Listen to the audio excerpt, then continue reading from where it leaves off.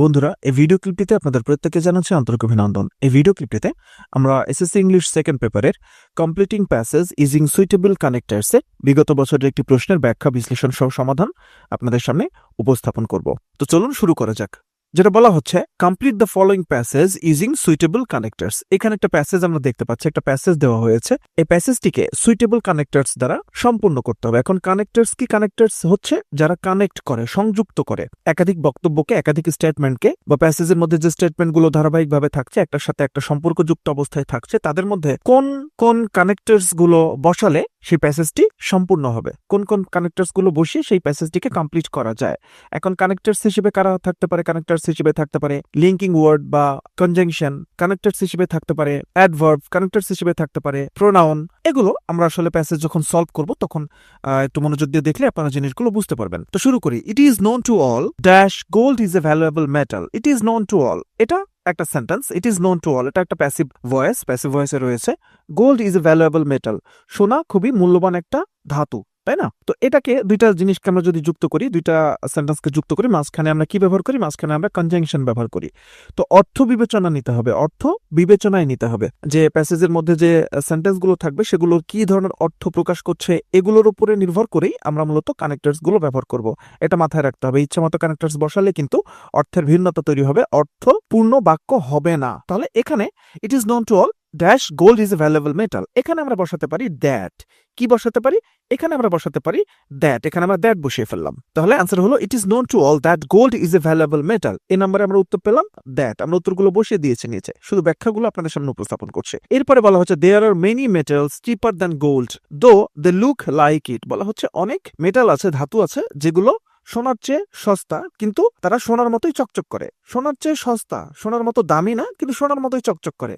Dash they glitter for some times they fade away in the long run. বলা হচ্ছে they glitter for some times, তারা কিছুক্ষণের জন্য চকচক করে। They fade away in the long run. প্রথম বাক্যে কি বলছে? চকচক করে। আর পরের বাক্যে বলছে যে তারা একটা পর্যায়ে যে ফেড অ্যাওয়ে হয়ে যায়। অর্থাৎ ফেড মানে কি? বিবর্ণ হয়ে যাওয়া। একটা চকচক করে কিন্তু একটা পর্যায়ে এটা বিবর্ণ হয়ে যায়। তো এখানে শুরুতে they glitter for some times, তারা চকচক করে, they fade away in the long run, এখানে কি ব্যবহার করতে পারি? এখানে আমরা ব্যবহার করতে পারি দো বা অলদো। তাহলে বি নম্বরে কি ব্যবহার করলাম? দো বা অলদো, মানে হলো যদিও। দো বা অলদো, যদিও দে গ্লিটার ফর সাম টাইমস, তারা কিছুক্ষণের জন্য চকচক করে। গ্লিটার মানে চকচক করা, যদিও কিছুক্ষণের জন্য তারা চকচক করে। They fade away in the long run, কিন্তু পরবর্তীতে যেটা হয়, তাদের এই চকচক করার যে উজ্জ্বলতা, তাদের যে উজ্জ্বলতা, এটা বিবর্ণ হয়ে যায়। এটা বিবর্ণ হয়ে যায়। এরপরে কি বলছে? In our society there are also many people, আমাদের সমাজেও অনেক মানুষ আছে, আমাদের সমাজেও অনেক মানুষ আছে। Dash are outwardly very gentle and polished. আর আউটওয়ার্ডলি জেন্টেল অ্যান্ড পলিশড, বাইরে থেকে যাদেরকে খুবই ভদ্র এবং মার্জিত দেখায়, ভদ্র এবং ভালো মানুষ মনে হয়। লেটার অন, পরবর্তীতে, আচ্ছা আজ যাচ্ছি না, এখানে এতটুকু খেয়াল করি। In our society there are also many people dash are outwardly very gentle, বাইরে থেকে যাদেরকে ভালো দেখায়। আর এটা ভার্ব, তাই তো? এটা ভার্ব। এখন এই ভার্বের সাবজেক্ট এখানে মিসিং, এই ভার্বের এখানে সাবজেক্ট মিসিং। আবার এদিকে খেয়াল করি, in our society there are also so many people, এটা একটা পূর্ণাঙ্গ সেন্টেন্স। আর এখানে এই সেন্টেন্সের মধ্যে এখানে কি শুরু হচ্ছে?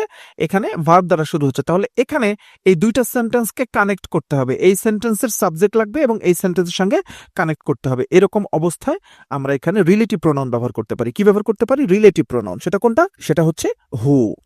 আমরা হু, এই রিলেটিভ প্রোনাউনটাকে ব্যবহার করে ফেললাম। রিলেটিভ প্রোনাউন কি করে? রিলেটিভ প্রোনাউন একটি ক্লজের সাবজেক্ট হিসেবে ব্যবহৃত হয় এবং অন্য ক্লজের সঙ্গে পরের ক্লজের কানেক্টরস হিসেবে কাজ করে।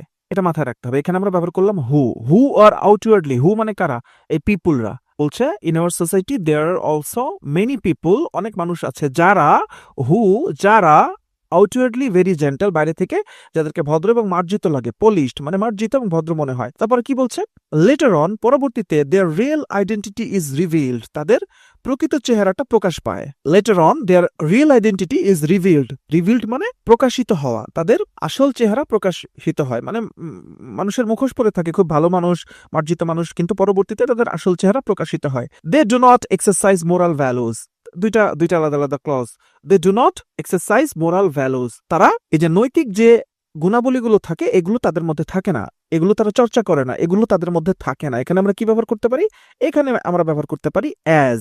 এখানে কি ব্যবহার করে ফেললাম, এখানে ব্যবহার করে ফেললাম as.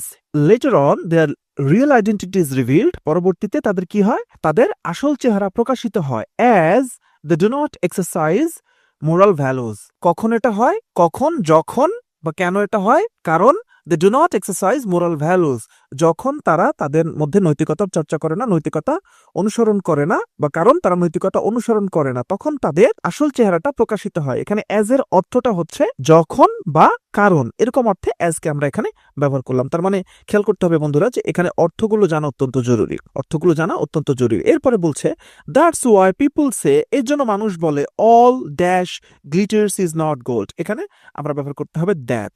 All that glitters is not gold, এখানে দ্যাট ব্যবহার করতে হবে। এখন এখানে দ্যাট কেন ব্যবহার করলাম, এটা অনেকভাবে ব্যাখ্যা করা যায়। প্রথমত এটা আমরা জানি all that glitters is not gold, এটা একটা প্রবাদ, একটা প্রভার্বস, এটা চকচক করলে শোনা হয় না, অল দ্যাট গ্লিটার্স। তো এটা অনেকে মুখস্থ রেখে চিন্তা করতে পারে যে না এখানে দ্যাট থাকেই, all that glitters is not gold. তো এই জাতীয় প্রভাবগুলো আমাদেরকে মাথায় রাখতে হবে, মুখস্থ রাখতে হবে, প্র্যাকটিস করতে হবে, পড়াশোনা করতে হবে, তাহলে মনে থাকবে এবং কোথায় কোনটা প্রয়োজন সেভাবে আমরা এটা ব্যবহার করতে পারবো। বা আমরা এভাবেও চিন্তা করতে পারি অল সবগুলো, দ্যাট গ্লিটার্স যেটা চকচক করে, দ্যাট গ্লিটার্স যেটা চকচক করে, যেটা জল করে, ইজ নট গোল্ড, তাহলে দ্যাট আর গ্লিটার্স যেটা চকচক করে, এইভাবে সম্পর্কগুলোকে আমরা তৈরি করতে পারি। তো এই যে কানেক্টর, সুইটেবল কানেক্টরস ব্যবহার করে যে প্যাসেজ কমপ্লিটিং এর যে বিষয়টা, এটা ব্যবহার করার ক্ষেত্রে আমাদেরকে কানেক্টরস, কনজাংশন ভালোভাবে বুঝতে হবে, অ্যাডভার্বগুলো ব্যবহার বুঝতে হবে, বিভিন্ন ধরনের কনজাংশন, অ্যাডভার্ব, প্রোনাউন, এগুলোর ব্যবহারগুলো ঠিকঠাক মতো বুঝতে হবে, এবং অবশ্যই প্যাসেজের মধ্যে থাকা বিভিন্ন সেন্টেন্সগুলোর সাথে একটা সম্পর্কগুলোকে বুঝতে হবে। বন্ধুরা, আশা করি এই ভিডিও ক্লিপ থেকে উপকৃত হবেন। সবাইকে অসংখ্য ধন্যবাদ।